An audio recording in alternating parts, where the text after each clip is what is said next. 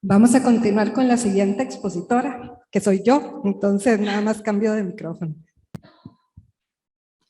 Voy a compartirles el trabajo que hemos venido realizando con respecto a la determinación de la biomasa, actividad y diversidad de la comunidad bacteriana en piña orgánica y en piña convencional.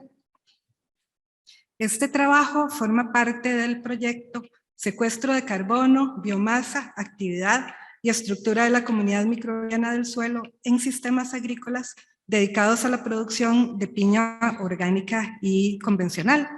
Es un proyecto de grupos que fue financiado por la Vicerrectoría de Investigación y en el que participan personal del CIA, del CIBCM, del SICA, de la Escuela de Física, el CELEC y la Escuela de Agronomía. Yo me voy a referir a uno de los objetivos del proyecto, que es caracterizar la biomasa, actividad, diversidad y estructura de la comunidad microbiana del suelo, específicamente a lo que es la biomasa, que como la analizamos fue por el método de fumigación-extracción, la respiración, en lo que se hace es determinar la respiración basal del suelo, la diversidad fisiológica, que esto se hizo con ecoplatos de Biolog, y la diversidad de la comunidad bacteriana. Por las técnicas de secuenciación de nueva generación. Yo les voy a preguntar únicamente, a presentar los datos de diversidad, pero ya la estructura de la comunidad bacteriana le estaríamos presentando en algún otro momento debido a las limitaciones de tiempo. Trabajamos con un bosque en el que lo utilizamos como punto de referencia y se encontraba cercano a los sitios de muestreo, que eran de piña orgánica y de piña convencional. Estos se realizaron en Sarapiquí. Lo que teníamos era 5 puntos de muestreo en cada sitio, 4 de los cuales lo que se hizo fue una microcalicata, que tiene 1 metro cuadrado y 1 metro de profundidad. Además, se hizo una calicata y los puntos de muestreo fueron 0 a 10 centímetros, 10 a 20 centímetros, 20 a 30 centímetros, 30 a 65 centímetros y 65 a 100 centímetros. En cada punto se realizaron 2 réplicas. Entonces, lo que teníamos era 10 muestras en cada perfil para un total de 50 muestras por sitio. Y ya para entrar en los resultados, quería mencionarles que cuando hablamos de biomasa microbiana, de lo que estamos hablando es de la cantidad de microorganismos que están presentes en el sitio. Cuando hablamos de respiración, lo que estamos midiendo es la actividad de esos microorganismos. Tenemos la variable N, que es el número de secuencias, o sea, de posibles microorganismos que se encuentran presentes en la muestra, y con ese es el número de especies. Y Shannon es el índice de diversidad. Lo que encontramos en el parche boscoso fue que a medida que se profundiza, se reduce la biomasa microbiana, que eso es lo que uno esperaría porque el aporte de nutrientes, de luz, se reduce en el perfil del suelo. Curiosamente, cuando vemos los análisis de respiración, vemos que estos no se diferencian, y esto se debe probablemente a que esas muestras nosotros no las analizamos in situ, sino que las transportamos al laboratorio y las sometemos todas a las mismas condiciones de temperatura, humedad. ¿Qué nos dice esta prueba? Que ese suelo, aunque esté a 65 centímetros de profundidad, es capaz de respirar, dadas las condiciones adecuadas, de la misma manera que lo hacen los microorganismos presentes en las fracciones superiores. En lo que respecta al número de secuencias, vemos que estas se reducen en el perfil del suelo, lo mismo que las especies y el índice de diversidad. O sea, lo que encontramos más que todo es que es en la zona 65 a 100, donde vamos a tener la menor diversidad, que eso es lo que uno esperaría en sistemas naturales.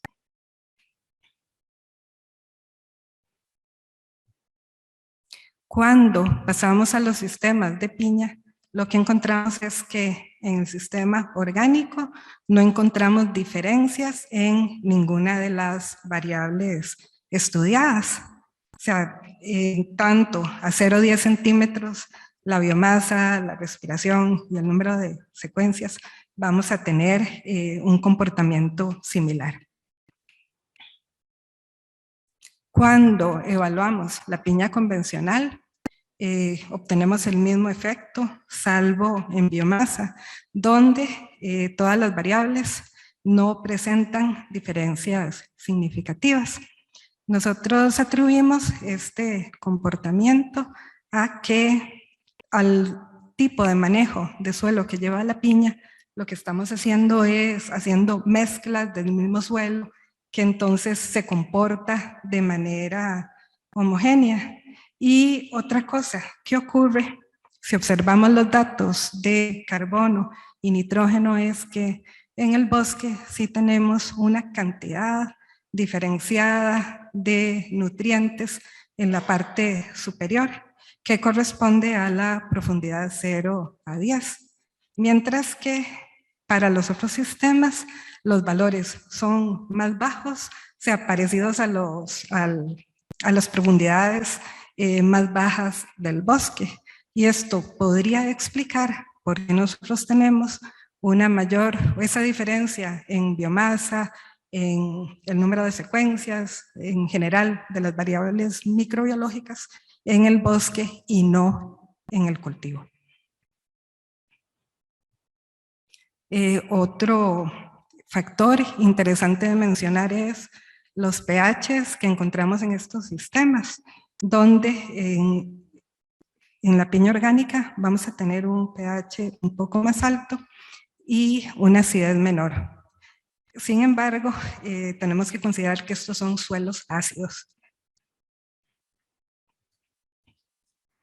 Cuando analizamos las poblaciones microbianas, esto es a nivel de filo, ¿verdad? Es un cajón muy general, pero es más que todo para que se den una idea de que aún a ese nivel podemos encontrar diferencias en los sistemas. Entonces podemos ver que en el bosque hay una cantidad de acidobacterias y proteobacterias que es mayor que en el sistema orgánico y el sistema convencional. Y la cantidad de acidobacterias viene a ser mayor que lo que normalmente se encuentra en suelos.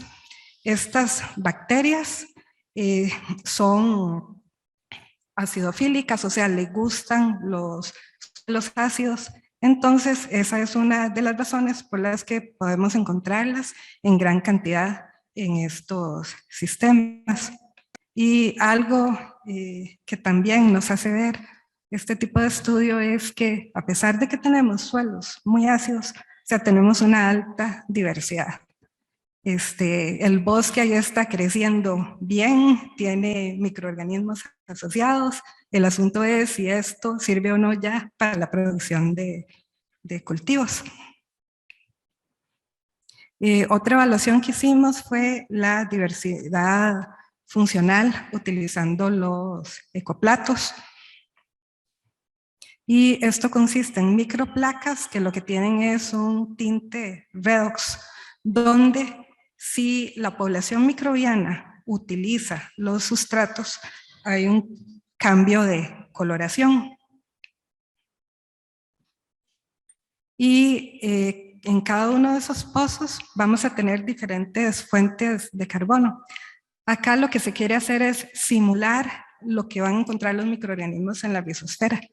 Entonces, Se diseñó de manera que hubieran 31 fuentes de carbono que se repiten 3 veces.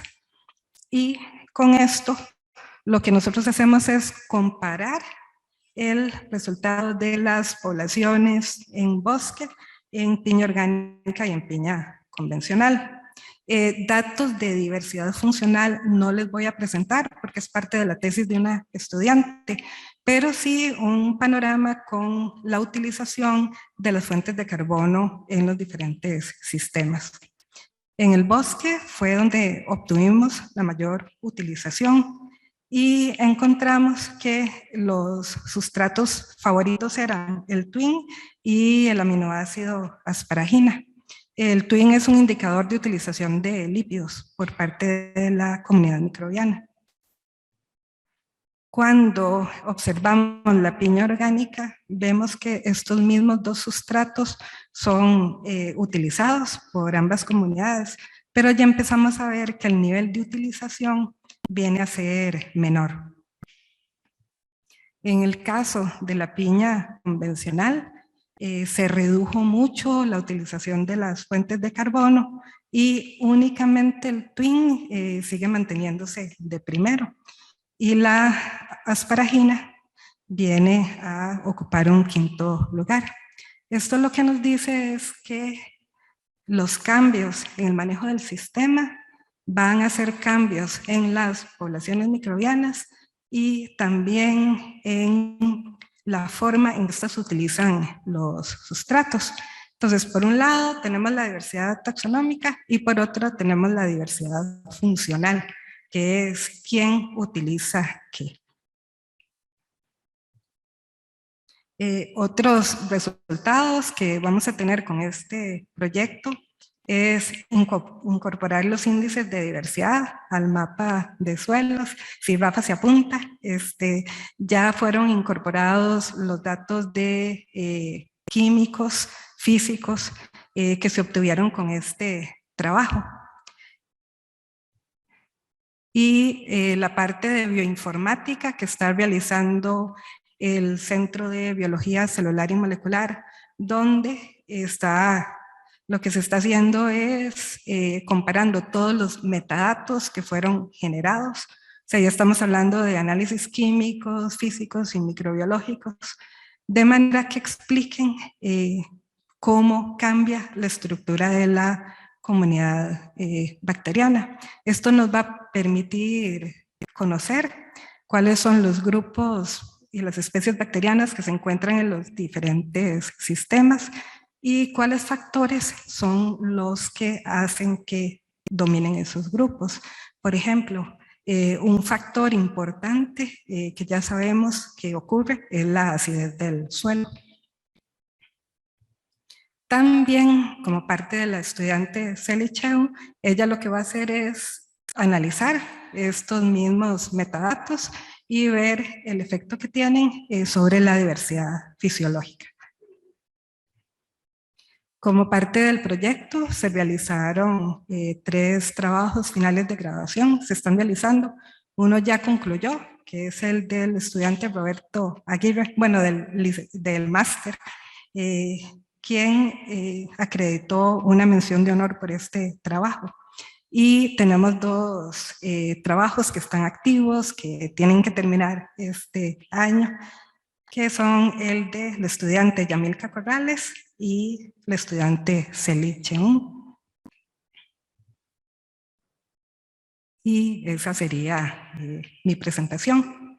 Agradecer a todas las personas del proyecto que colaboraron, pero también a los estudiantes y terciarios del laboratorio que se apuntaron a ir a esa gira que fue bastante exhaustiva, porque significó tomar 150 muestras en un día.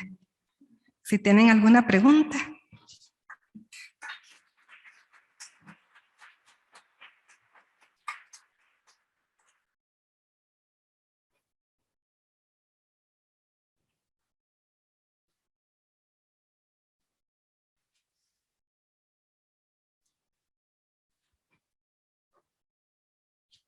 Bueno, muchas gracias a Lidia por la presentación, la verdad es que bastante interesante, porque conozco demasiado poco del tema, entonces sí, fue bastante interesante.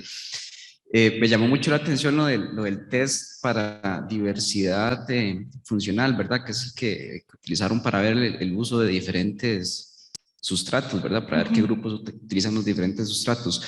No sé si podría ampliar un poco en el uso de esa metodología, digamos, en cuanto a lo que respecta a la toma de muestra y si es un test que ya se vende, digamos, de manera estándar, ¿verdad? Que viene como listo para usar o fue algo que ustedes desarrollaron y implementaron, porque veo que tiene mucho potencial también como para analizar